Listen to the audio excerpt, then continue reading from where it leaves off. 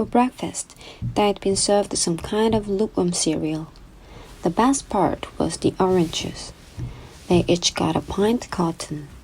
The cereal actually didn't taste too bad, but it had smelled just like his coat. Then they filled their canteens, got their shovels, and were marched out across the lake. Each group was assigned a different area.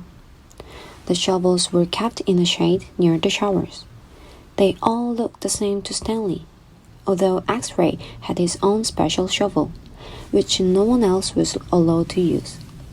X-Ray claimed it was shorter than the others, but if it was only by a fraction of an inch. The shovels were 5 feet long, from the tip of the steel blade to the end of the wooden shaft. Stanley's hole would have to be as deep as his shovel, and he'd be able to lay the shovel flat across the bottom in any direction. That was why X-Ray wanted the shortest shovel.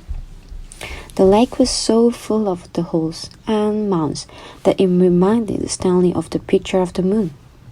If you find anything interesting or unusual, Mr. Pendenski had told him, you should report it either to me or Mr. Sir when we come around with the water truck.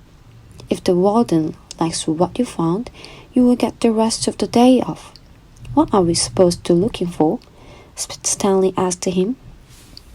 You are not looking for anything. You are digging to build yourself. It's just if you find anything, the warden would like to know about it. He glanced helplessly at his shovel. It wasn't defective. He was defective. He noticed a thin crack in the ground. He placed the point of his shovel on top of it, then jumped on the back of the blade with both feet. The shovel sank a few inches into the packed earth. He smiled. For once in his life, it paid to be overweight. He leaned on the shaft and pried up the first shovelful of dirt, then dumped it off to the side. Only 10 millions more to go, he thought, then placed the shovel back to the crack and jumped it again. He unearthed several shovelfuls of dirt in his manner before it occurred to him that he was dumping his dirt within the perimeter of his hole. He moved the dirt he'd already dug out past his mark. He took a drink from his canteen. 5 feet would be awfully deep too. The digging got easier after a while. The ground was hardest at the surface, where the sun baked a crust about 8 inches deep. Beneath that, the earth was looser. But by the time Stanley broke past the crest, a blister had formed in the middle of his right thumb, and it hurt to hold the shovel. Stanley's great-grandfather was named Yelena Yelnich. He was born in Latvia.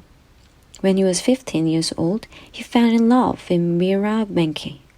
He didn't know he was Stanley's great-grandfather. Mira Menke was 14. She would turn 15 in 2 months, at which time her father had decided she should be married. Alia went to her father to ask for her hand, but so did Igor Valkov, the fig farmer.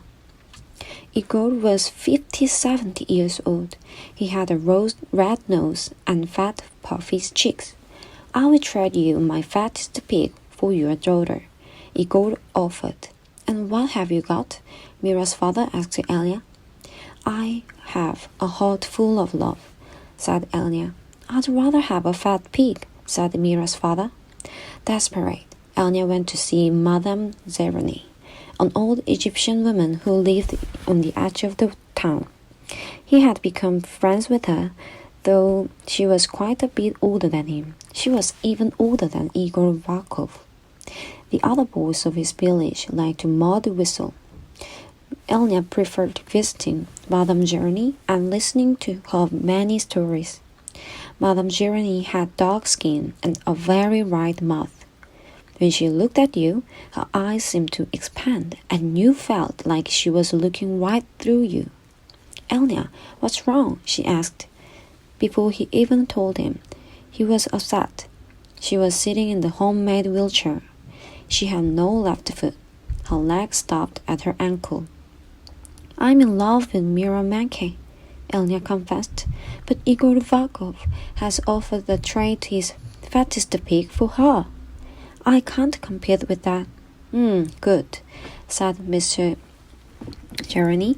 You are too young to get married. You've got your whole life ahead of you. But I love Mira. Mira's head is empty as a flower pot, but she is beautiful.